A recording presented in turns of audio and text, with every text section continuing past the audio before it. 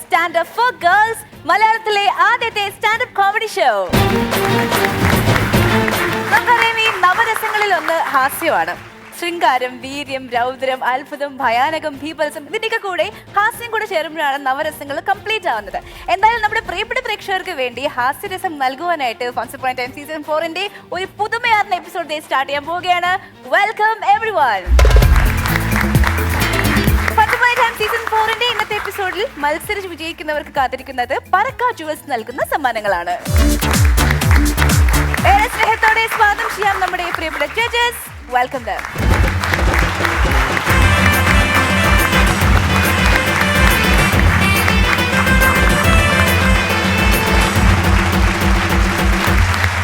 സാരി അതീവ സുന്ദരിയായിരിക്കുന്നില്ലേ? നന്നായിരിക്കുന്നു, അടിപൊളിയായിട്ടുണ്ട്. നീയും സുന്ദരിയായിരിക്കുന്നു. പക്ഷെ ഇതിനേക്കാളൊക്കെ സുന്ദരിയായിരിക്കുന്നത് ഇന്നത്തെ എപ്പിസോഡില് നേരത്തെ തന്നെ അണിഞ്ഞൊരുങ്ങി വന്ന് തട്ടമൊക്കെ ഇട്ടിരിക്കുകയാണ് നമ്മുടെ താത്ത. ഇന്ന് നേരത്തെ ആണല്ലോ. താത്തയെ പെട്ടെന്ന് അങ്ങ് മണവാട്ടിയെ പോലെ നാണിക്കല്ലേ താത്തയെ. ശരിക്ക് നിനക്ക് ആരുടെ സൗന്ദര്യം കിട്ടിയെന്ന് ഞാൻ എപ്പോഴും ചിന്തിക്കുന്നുണ്ടെങ്കിലും താത്തയുടെ സൗന്ദര്യമാണ് നിനക്ക് കിട്ടിയിരിക്കുന്നത് ബന്ധുവായിട്ട്, അല്ലേ? അങ്ങനെ പറയാൻ പറ്റില്ല, അങ്ങനെ പറയാൻ പറ്റില്ല. നമ്മളൊന്നും ബ്യൂട്ടി പാർലറിൽ പോകാറില്ലല്ലേ, അങ്ങനെ ഇതൊക്കെ ബ്യൂട്ടി പാർലറിൽ പോയിട്ടുള്ളതാണ്. അല്ല, അപ്പൊ ഡയാന കുട്ടിയായിരുന്നപ്പോ താത്ത എടുത്ത് വളർത്തുവോ? അങ്ങനെയൊക്കെ നോക്കിയിട്ടൊക്കെ ഉണ്ടോ? ഒരുപാട് ഇതിനെ ഞാൻ എന്തോരം പൊക്കിക്കൊണ്ട് നടന്നേക്കണെന്ന് അറിയാമോ? പിന്നെ അല്ലാണ്ട് ഇതിന്റെ ഇപ്പൊ ഇവിടെ ഇരുന്ന് ഞാൻ മൂത്രം ഒഴിച്ചിട്ടുണ്ട് ഒരുപാട്. ആണല്ലേ? പിന്നെ ഒന്ന് പാടുന്നു. ഇപ്പൊ ഇതിങ്ങനെ വലിയ പെണ്ണൊക്കെ ആയി. പണ്ട് കുഞ്ഞതല്ലായിരുന്ന ഞാനിങ്ങനെ കൊണ്ടുനടന്നതല്ലേ, എന്റെ കൈവെള്ളയിൽ വെച്ച് കൊണ്ടുനടന്ന വെണ്ണ. അതിന്റെ ഒരു ഉത്തരവാദിത്തോടുകൂടി എപ്പോഴും ഇവിടെ വന്ന് ഫുൾ ടൈം ഇരിക്കുന്നത് വരാറ്. ഇപ്പൊ പിന്നെ പറഞ്ഞല്ലോ, താത്തയാണ് ഇപ്പം എല്ലായിടത്തും വരാറ്, എന്റെ കാര്യങ്ങളൊക്കെ നോക്കാറ്. കാര്യങ്ങളൊന്നും നോക്കൂല, എന്റെ കാര്യങ്ങൾ അവള് നോക്കും. അതായി, അങ്ങനെയായി. അപ്പോ ഇത്ര കളർഫുൾ ആയിട്ടിരിക്കുന്ന പോലെ തന്നെ നമ്മുടെ ഇന്നത്തെ എപ്പിസോഡും കളർഫുൾ ആകാൻ പോവുകയാണ്. അപ്പൊ ജഡ്ജസിന് അങ്ങോട്ടേക്ക് ഇരിക്കാം പ്ലീസ്.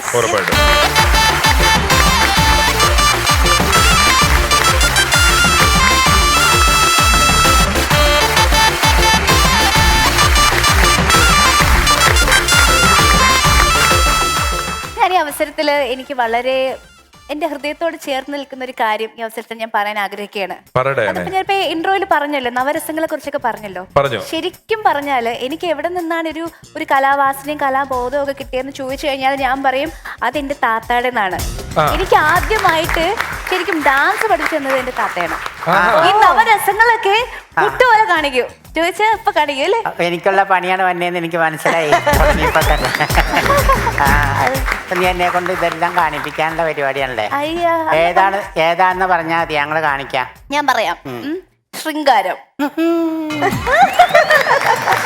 രൗദ്രം, ദൈവം, ഭീകരം, അത്ഭുതം, ഭീപത്സം, ഹാസ്യം. ഇനി ഏതാ ബാക്കി? ഇനി ഏതാ ഉള്ള ബാക്കി? ശൃംഗാരം, ഹാസ്യം, കരുണം. കരുണം, കരുണം. ഇതല്ലാണ്ട് മൂത്താപ്പയുടെ വേറെ ഭാവമുണ്ട്. മൂത്താപ്പ ഭാവമൊന്നുമല്ല, മൂത്താപ്പ നല്ല മൂത്ത സാധന, നിനക്കറിയാൻ പാടില്ലേ? അത് വേണ്ട.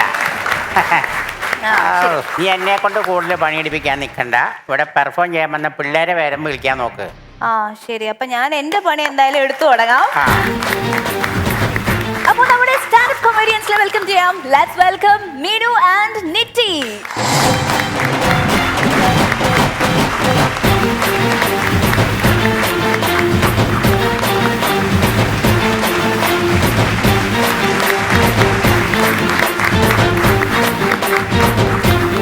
മീനു നമസ്കാരം. ഇങ്ങോട്ട് മീനുന്നോ? നിങ്ങളിൽ ആരാ മീനു? അത് ഫിക്സ് ചെയ്യൂ. ഞാൻ രചന. നമസ്കാരം. ഞാൻ രമേശ്. നമസ്കാരം.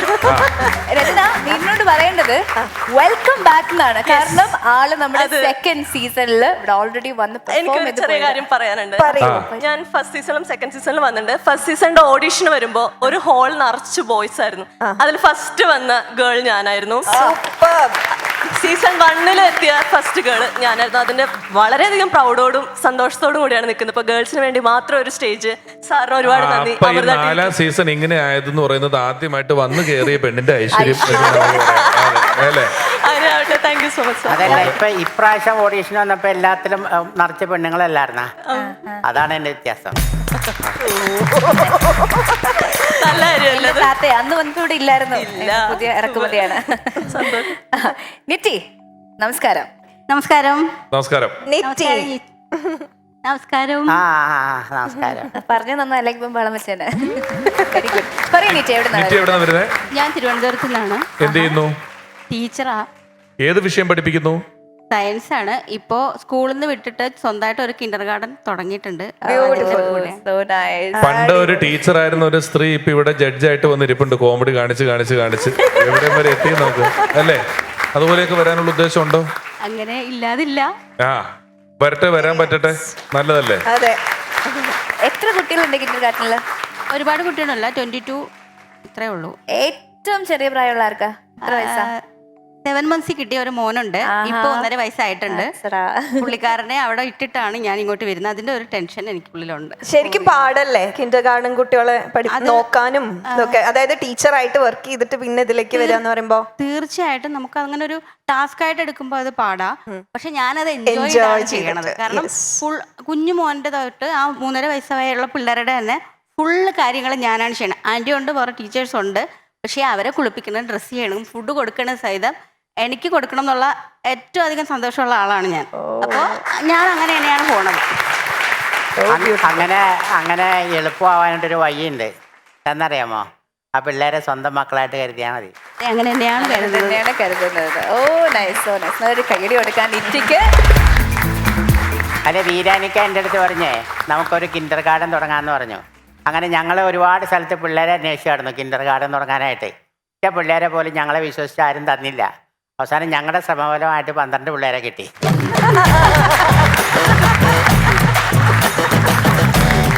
അപ്പോ ബൈ പ്രൊഫഷൻ നമ്മുടെ മീനു ഒരു അഡ്വക്കേറ്റ് ആണ് കേട്ടോ. ഇപ്പൊ എവിടെ വർക്ക് ചെയ്യുന്നത്? എറണാകുളത്താണ് പ്രാക്ടീസ് ചെയ്യുന്നത്. അപ്പൊ രണ്ടുപേർക്കും സ്വാഗതം. അതവിടെ ഈ പരിപാടിക്ക് പ്രാക്ടീസ് ചെയ്തിട്ടുണ്ടോ? അപ്പൊ ഇനി ഞാനൊരു കഥ ചൊല്ലട്ടുമാ? ഓക്കെ. അപ്പം നമ്മുടെ പ്രേക്ഷകർക്ക് അറിയാലോ, ഞാനൊരു കഥ പറയും. അതിൽ 3 ചിത്രങ്ങളുടെ കഥ ഉണ്ടായിരിക്കും. ഏതൊക്കെയാണ് ആ ഫിലിംസ് എന്നുള്ളത് നിങ്ങൾ രണ്ടുപേരും ഐഡന്റിഫൈ ചെയ്ത് പറയണം. Very simple. ഓക്കെ. അപ്പൊ കഥ ഇതാണ്. ആദ്യം മീനുവിനോട്. നമ്മുടെ നായകൻ നാട്ടിലെ രാഷ്ട്രീയ പ്രശ്നങ്ങളും കടവും ഒക്കെ സഹിക്ക വയ്യാതെ അയാള് ഗൾഫിലേക്ക് പോവാണ്. അവിടെ വെച്ച് ഒരു ചൈനക്കാരിയായ നായികയെ പരിചയപ്പെട്ടു. ചൈനയോട് നായകന് വല്ലാത്ത പ്രേമമാണ് കേട്ടോ. കുറെ നാൾക്ക് ശേഷം പൈസ ഉണ്ടാക്കി തിരിച്ചു വന്ന നായകൻ നാട്ടിൽ പുതിയ ബസ് വാങ്ങി. ഗൾഫ് മോട്ടോഴ്സ് അതിന് പേരിട്ടു. വീണ്ടും രാഷ്ട്രീയ പ്രശ്നത്തിൽപ്പെട്ട് ബസ് തന്നെ വിൽക്കേണ്ടി വന്നു, കടവൊക്കെ വീട്ടാനായിട്ട്. കടവും ഉണ്ടായി. ഇതിനിടയില് നായകന്റെ കൂട്ടുകാരന്റെ പാസ്പോർട്ട് എലി കരണ്ടു. ഗിയറിന്റെ ലിവർ എടുത്ത് എലിക്ക് പുറകെ പോയത് കൊണ്ട് വലിയ ട്രാഫിക് പ്രശ്നം ഉണ്ടായി. അപ്പോഴും നായിക പറഞ്ഞോണ്ടേയിരുന്നു, ബുക്കാരോ ചിന്നക്കുട്ടിന്ന്. ഇനി പറഞ്ഞോ, കിട്ടിയാ? ഒരു സിനിമ പറക്കും തളിക, രണ്ടാമത്തെ സിനിമ മനസ്സിലായില്ല, മൂന്നാമത്തെ സിനിമ മനസ്സിലായില്ല. ഈ പറക്കും തളിക എത്രാമത്തെ സിനിമ? ആദ്യത്തെയാണോ? എത്രാമത്തെ പറക്കും തളിക? സിനിമ മൂന്നാമത്. ശരി, ഇവിടെ ആദ്യത്തെ സിനിമ ഏതാ? മോഹൻലാലിന്റെ സിനിമയാണ് രണ്ടാമത് പറഞ്ഞത് മനസ്സിലായി. മറ്റേ ശോഭനയൊക്കെ ഉള്ള സിനിമ. അയ്യോ, എന്റെ പേര് മാത്രം കിട്ടുന്നില്ല.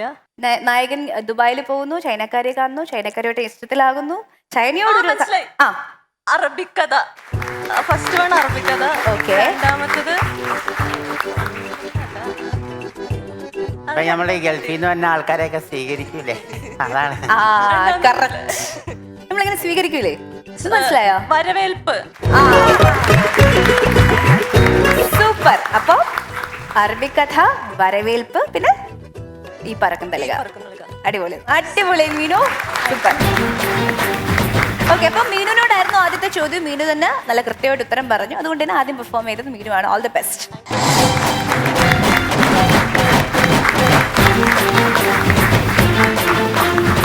ഈ മറവേ മടിയും വലിയൊരു പ്രശ്നമാണല്ലേ. ഓ സോറി സോറി സോറി സോറി, ഞാൻ മീനുപ്രിയ. സീസൺ 1ലും സീസൺ 2ലും വന്നപ്പോ നിയമ വിദ്യാർത്ഥി ആയിട്ടാണ് വന്നതെങ്കിൽ ഇന്ന് അഡ്വക്കേറ്റ് മീനുപ്രിയ. ഈ മറവിയുടെ മടിയുടെ കാര്യം പറഞ്ഞു. പിന്നെ ഈ വക്കീലാണെന്ന് ഞാൻ പറഞ്ഞല്ലോ. നാട്ടിലെ കേസ് തീർക്കുന്നതിനേക്കാൾ കൂടുതൽ എനിക്കിപ്പോൾ വീട്ടിലെ കേസ് തീർക്കാനേ നേരമുള്ളൂ. ഈ സ്കൂളിൽ പഠിക്കുന്ന പിള്ളേരൊക്കെ കരഞ്ഞുകൊണ്ട് വീട്ടിൽ വരികയാണെങ്കിൽ അതൊന്നെങ്കിൽ ടീച്ചർമാർ വഴക്ക് പറഞ്ഞിട്ടായിരിക്കാം, അല്ലെങ്കിൽ കൂട്ടുകാരായിട്ട് തല്ലുപിടിച്ചിട്ടായിരിക്കാം. പക്ഷെ എൻ്റെ അമ്മ കരഞ്ഞുകൊണ്ട് വരുന്നത് കുടുംബശ്രീയുടെ മീറ്റിംഗ് കഴിഞ്ഞിട്ടാണ്. അതെന്താ കാര്യം എന്ന് വെച്ച് കഴിഞ്ഞാൽ ഗ്രൂപ്പ് കളി അഥവാ ഗ്രൂപ്പിസം എല്ലാ മേഖലയിലും ഉള്ള പോലെ ഇവിടെയും ഉണ്ട്. ഇതിനൊന്നും പെടാത്ത അമ്മ ഒറ്റപ്പെട്ട് എന്തെങ്കിലും പ്രശ്നങ്ങളൊക്കെ ആയിട്ട് വീട്ടിലേക്ക് വരും, സങ്കടം പറയും. ഇത് കേൾക്കുമ്പോൾ ഞാൻ അമ്മ ഒന്നുകൊണ്ടും പേടിക്കണ്ട, എല്ലാത്തിനും നമുക്ക് കോടതി കയറ്റണം, സുപ്രീം കോടതി വരെ നമുക്ക് പോകണം. ചായ അവിടെ എടുത്തു വെച്ചിട്ടുണ്ട്, വേണമെങ്കിൽ അതെടുത്ത് കുടിക്കുന്നു. പിന്നെ മറവിയുടെ മടിയുടെ കാര്യം ഞാൻ പറഞ്ഞു.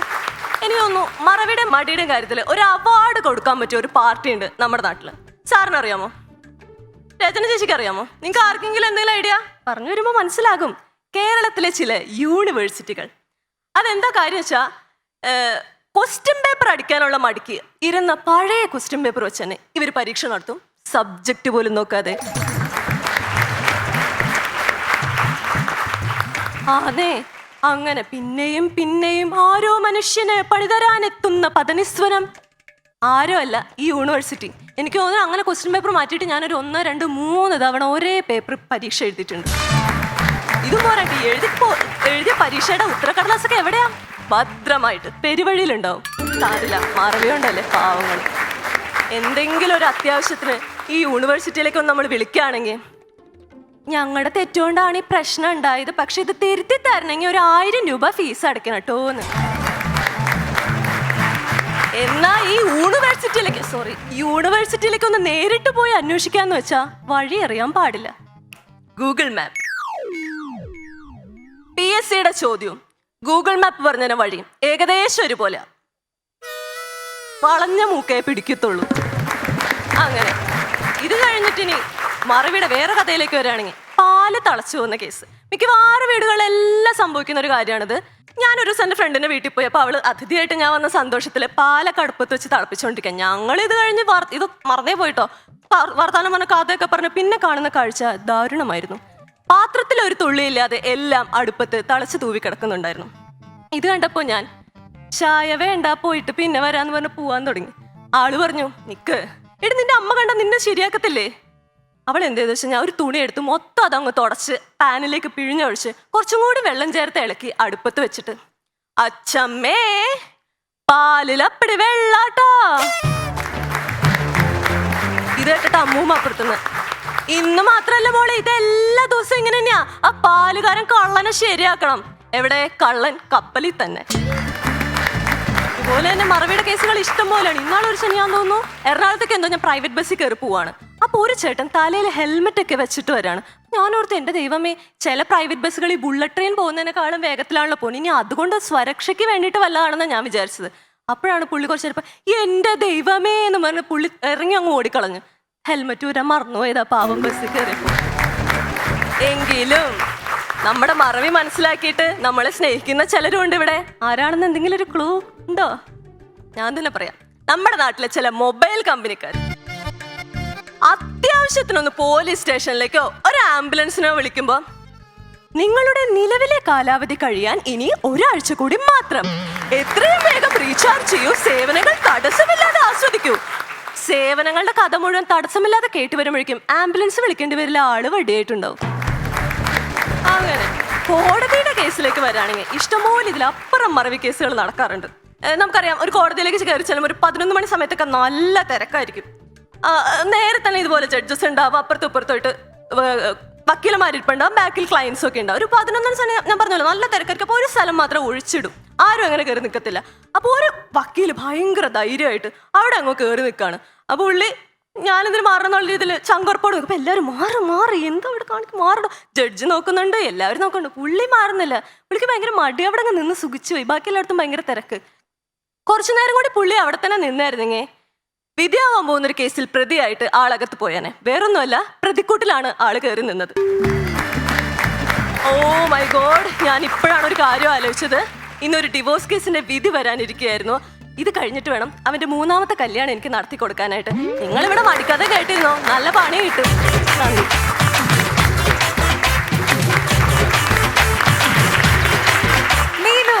നല്ല രസമുണ്ടായിരുന്നു കേട്ടോ. ഏകദേശം ഒരു 80-70% ആൾക്കാർക്ക് ഉള്ള ഒരു പ്രശ്നമാണ് അല്ലെ, മടി. എന്തായാലും നന്നായിരുന്നു. അവരോട് ചോദിക്കാം. അത് വക്കീലേ, എനിക്ക് ഇതുപോലെ ഒരു അക്കടി പറ്റിയതാ. ഞാൻ ഒരിക്കൽ വാദിക്കാൻ പോയതാ. ആണോ? പിന്നെ ഏത് കേസാ? ഞാൻ വീരാനിക്ക ഡൈനാമില്ലാണ്ട് സൈക്കിൾ ഓടിച്ചുകൊണ്ട് പോയ ഒരു കേസ് ഉണ്ടായിരുന്നു. അതപ്പോ വക്കീലിനെ വെച്ചില്ലേ? വക്കീലിനെ വെക്കാൻ കാശില്ലല്ലോ. വീരാനിക്ക് പറഞ്ഞു എൻ്റെ അടുത്ത് തന്നെ വാദിക്കാൻ പറഞ്ഞു. ഞാൻ ചെന്നിട്ട് ജഡ്ജിയുടെ മുമ്പിൽ ചെന്നിട്ട് പറഞ്ഞു യെസ് യുവർ ഓണർ, ഓർഡർ. എന്നിട്ട് ഞാനൊരു ഒറ്റ കലക്കാണ്. ഒരു പട്ടിയെ കൊന്നാൽ ചോദിക്കാൻ ഇവിടെ ആളുള്ള ഈ നാട്ടിൽ ഒരാളിനെ കൊന്നാൽ ചോദിക്കാൻ ഇവിടെ ഒരു പട്ടിയുമില്ല. ചോദ്യം ചോദിക്കുക തന്നെ ചെയ്യും എന്ന് പറഞ്ഞപ്പോൾ ജഡ്ജി പറയും അത് പുറത്തോ എന്ന് ചോദിച്ചാൽ മതി, ഈ കോടതി നിന്റെ തന്തയുടെ വകയിലാണ്. മീനു രസമുണ്ടായിരുന്നു. മീനു പറഞ്ഞ വിഷയങ്ങളും കാര്യങ്ങളൊക്കെ രസമുണ്ടായിരുന്നു. ഈ മീനുവിന് ഈ 4 പേര് നിൽക്കുന്ന സീനൊക്കെ നമ്മൾ പ്രസന്റ് ചെയ്യുമ്പം മീനുവിന് അത് എങ്ങനെ പ്രസന്റ് ചെയ്യണം എന്നൊരു ചെറിയ പ്രശ്നമുണ്ട്. ചെറിയ മോണോ ആക്ടിലോട്ടൊരു പോക്ക് പോവും. ഇപ്പോൾ അപ്പുറത്തിരുന്ന അമ്മൂമ്മ അമ്മൂമ്മ എടി അത് ഇന്നലെയും അത് തന്നെ എന്ന് പറഞ്ഞു. അപ്പോൾ ഇപ്പുറത്ത് നിന്ന ആൾ എന്ന് പറഞ്ഞിട്ട് ഇതിനെ ഈ 3-4 ക്യാരക്ടേഴ്സ് ഉള്ള സീനുകൾ വരുമ്പം ഇത് ഈ സ്റ്റാൻഡപ്പിൽ പറയുന്നൊരു സ്വഭാവത്തിലോട്ട് പിടിക്കാതെ ചെറിയൊരു മോണോ ആക്ടിന്റെ പരിപാടികൾ അതിനകത്ത് കൃത്യമായിട്ട് വരുന്നുണ്ട്. പിന്നെ നമ്മളിത് ഈ ഇന്ന സ്ഥലത്ത് ഇന്ന ആക്ഷൻ, ഇന്ന സ്ഥലത്ത് ഇന്ന സംഭവങ്ങളെന്ന് പ്രാക്ടീസ് ചെയ്ത് വെച്ചിട്ട് ഇത് ചെറുതായിട്ട് മെക്കാനിക്കലായി പോകും. ചില സംഭവങ്ങൾക്ക് ഒരു ജെന്യൂനിറ്റി ഉണ്ടല്ലോ. നമ്മൾ അതിന് പകരം ഞാൻ ഇന്നത് പറഞ്ഞിട്ട് ഇന്ന പോലെ ഒരു ആക്ഷൻ ഇട്ട ശേഷം ഇന്നത് പറയാം എന്ന് വിചാരിച്ച് ആ ആക്ഷൻ ചിലപ്പോൾ നമുക്ക് കിട്ടുള്ള എന്നുള്ള നിർബന്ധം ഉണ്ടാവില്ല. നമ്മളൊരു സ്ഥലത്ത് എന്ന് പറഞ്ഞു, അത് അവിടെ കയറിയില്ലേ വേറൊന്നായിരിക്കാം, അത് മറ്റൊരു തരത്തിലാകാം, എങ്ങനെ വേണമെങ്കിലും നമുക്ക് പോവാം. അപ്പോൾ നമ്മൾ ഈ ഫിക്സ് ചെയ്തൊരു സാധനം അവിടെ കിടക്കുന്നത് ഒരു ലിങ്ക് പോലെ വേണമെങ്കിലും അത് കറക്റ്റ് മീറ്ററിൽ എത്തിയില്ലെങ്കിലും എല്ലാം അത് നമ്മൾ ചെയ്യേണ്ടതായിട്ട് വരും. നമ്മൾ ഇതിനിടയിൽ ചെയ്യുന്ന ആക്ഷനുകൾ കാര്യങ്ങളൊക്കെ നമ്മുടെ കയ്യിലൊരു പ്ലാനും പദ്ധതിയൊക്കെ ഉണ്ടെങ്കിലും ഇതിങ്ങനെ വളരെ വളരെ സ്മൂത്തായിട്ട് ഫ്ലോ ആയിട്ട് പോകുന്നതായിട്ട് തോന്നിയില്ലെങ്കിൽ നമ്മൾ പഠിച്ചു പറഞ്ഞതായിട്ട് തന്നെ തോന്നും. ഈ പഠിച്ചു പറയുന്നത് ഒരു പദ്യോച്ചാരണത്തിന് അത് വളരെ പ്രാധാന്യമുള്ള സംഭവമാണ്. പക്ഷെ ഈ നർമ്മത്തിന് അത് വളരെ ഓർഗാനിക്കായിട്ട് പഠിച്ചാണ് പറയുന്നതെന്ന് ബോധ്യമുണ്ടെങ്കിലും നമുക്ക് വളരെ ഓർഗാനിക്കായിട്ട് ഫീൽ ചെയ്യണം ആ പറയുന്നത്. അത് ചില സന്ദർഭങ്ങളിൽ അതിൻ്റെ കൊണ്ട് നിർത്തലുകൾ എടുക്കൽ കാര്യങ്ങൾക്കെല്ലാം ഒരു ചെറിയ മോണോ ആക്ട് ഛായ വന്നു എന്നത് മാറ്റി നിർത്തിയാൽ ഗംഭീരമായി കേട്ടോ. മീനു ഋഷി പറഞ്ഞ പോലെ രസകരമായിരുന്നു. എടുത്ത ടോപ്പിക് വളരെ ബ്യൂട്ടിഫുൾ ടോപ്പിക്കാണ്. മറവിയും മടിയും എന്ന് പറയുന്നത് നല്ലോണം കണക്ട് ചെയ്ത് ചെയ്യാൻ പറ്റുന്ന ഒരു ടോപ്പിക്കാണ്. പക്ഷെ പല സ്ഥലത്തും കണക്ട് ചെയ്യാൻ പറ്റിയില്ല എന്നല്ല. ഇപ്പൊ മറവിയുടെ കാര്യം പറഞ്ഞപ്പോ എൻ്റെ അമ്മയ്ക്ക് ഒരു മറവിയുണ്ട്. അമ്മയിടയ്ക്ക് ഗ്യാസ് ഓഫ് ആക്കാൻ മറന്നു. രാവിലെ തൊട്ട് വൈകുന്നേരം വരെ അങ്ങനെ കത്തിയാതെ അത്ര നല്ല കാര്യമല്ല. അപ്പൊ അത് പറഞ്ഞു കഴിയുമ്പോൾ ചിലപ്പോൾ ചിലർക്ക് അത് അക്സെപ്റ്റ് ചെയ്യാൻ പറ്റില്ല. അങ്ങനെയുള്ള ചില പ്രശ്നങ്ങളും അതിലുണ്ട്. അതുപോലെ ഹെൽമെറ്റ് വെച്ചിട്ട് ഒരാൾ പോയി എന്ന് പറഞ്ഞാൽ എൻ്റെ വീട്ടിലുണ്ടായ ഒരു സംഭവമാണ്. എൻ്റെ ഒരു ഫ്രണ്ട് മഹേഷ് എന്ന് പറഞ്ഞിട്ടുള്ള ഒരു ഫ്രണ്ട് വീട്ടിൽ വന്ന സമയത്ത് പോവാനായിട്ട് ഇറങ്ങിയതാ. അത് കഴിഞ്ഞ് തിരിച്ച് ഞാൻ ആള് കാവടി ആടുന്ന ആളാ. കാവടിയുടെ കാര്യം എന്തോ ചോദിച്ചപ്പോൾ അതിൽ ലയിച്ചിരുന്നിട്ട് ഫുൾ കഥ 1 മണിക്കൂർ ഹെൽമെറ്റ് വെച്ചിരുന്നിട്ടാ പറഞ്ഞത്. പോവാൻ നേരത്തെ വീണ്ടും ഹെൽമെറ്റ് തപ്പില്ല. അതുപോലെ മുഖത്ത് വെച്ച കണ്ണട നമ്മൾ അന്വേഷിച്ച് നടക്കും. ഇവിടെ തൂക്കിയ അങ്ങനത്തെ കുറേ സംഭവങ്ങൾ നമുക്ക് ഓർത്തെടുക്കാൻ പറ്റിയില്ല എന്നല്ല. പക്ഷെ എനിക്ക് തോന്നിയത് കുറച്ചുകൂടി ക്രിസ്പാക്കിയിട്ട് ഒതുക്കിയിട്ട് എല്ലാത്തിനെയും അടുപ്പിച്ച് പറയാമായിരുന്നു എന്ന് തോന്നി. ഇതിപ്പോൾ ഒരു വെയിറ്റിംഗ് ഉണ്ടായിരുന്നു എന്തിനോ വേണ്ടിയിട്ട്. അത് ഫ്ലുവൻസി ആണോ എന്താന്ന് എനിക്കറിയില്ല. അത് മീനു തന്നെ ഒന്ന് സ്വയം അനലൈസ് ചെയ്തിട്ട് പ്രസന്റ് ചെയ്ത വെരി ബ്യൂട്ടിഫുൾ പ്രസന്റേഷൻ ആവും. All the best Meenu. ഞാൻ കുറെ കാര്യം പറയാനായിട്ട് ഇരുന്നതായിരുന്നു, എല്ലാം മറന്നുപോയി. മീനു ഇടയ്ക്ക് നമ്മുടെ സെക്കൻഡ് സീസൺ ശേഷം വേറെ ഏതെങ്കിലും സ്റ്റേജിൽ സ്റ്റാൻഡ് കോമഡി അവതരിപ്പിച്ചായിരുന്നോ? ഞാൻ നമ്മുടെ അമൃതയില് തന്നെ കോമഡി മാസ്റ്റേഴ്സ് എന്ന് പറഞ്ഞൊരു സ്കിറ്റ് ചെയ്തു, അഭിനയിച്ചു. അടിപൊളി, വെരി ഗുഡ്. കോടതി കേസൊക്കെ കിട്ടുന്നുണ്ടോ ആവശ്യത്തിന്? സ്വന്തമായിട്ടല്ല, സീനിയറിന്റെ കീഴിൽ നിന്ന് പ്രാക്ടീസ് ചെയ്യുന്നു, കുഴപ്പമില്ലാതെ പോകുന്നു. എന്നാലും അത്യാവശ്യം പോക്കും വരവും കാര്യങ്ങളൊക്കെ നടക്കുന്നുണ്ട് അല്ലേ? ഈ മേഖലയിൽ നിന്നൊക്കെ ഇപ്പൊ ഒരുപാട് പേര് കലയിലോട്ട് വരുന്നുണ്ട്. നമ്മുടെ എപ്പിസോഡ് ഉദ്ഘാടനത്തിന് വന്നിരുന്ന ശാന്തി തിരക്കഥ എഴുതാൻ തുടങ്ങിയിട്ടുണ്ട്. ഒരുപാട് പേര്. സൂപ്പർ സീനിയർ ആണ് മമ്മൂട്ടി സർ. ലോ കോളേജ് എറണാകുളത്താണ് സർ. ഓ അങ്ങനെ. അങ്ങനെയല്ല, അദ്ദേഹം അവിടെയാണ് പഠിച്ചത് അല്ലേ? സൂപ്പർ സീനിയർ ആയിട്ട് നമുക്ക് പഠിച്ച കോളേജിൽ തന്നെ ഇപ്പോഴും പഠിച്ചത്. അപ്പൊ നിങ്ങൾ ഈ സീനിയേഴ്സ് നിങ്ങൾക്ക് എല്ലാ കാര്യങ്ങളും അതിന്റെ ടെക്നിക്കുകളൊക്കെ പറഞ്ഞു തരാറുണ്ടോ ശരിക്കും? അത്യാവശ്യം നമ്മള് ചോദിച്ച് മനസ്സിലാക്കുന്നില്ല, കണ്ടു മനസ്സിലാക്കാൻ പറ്റും.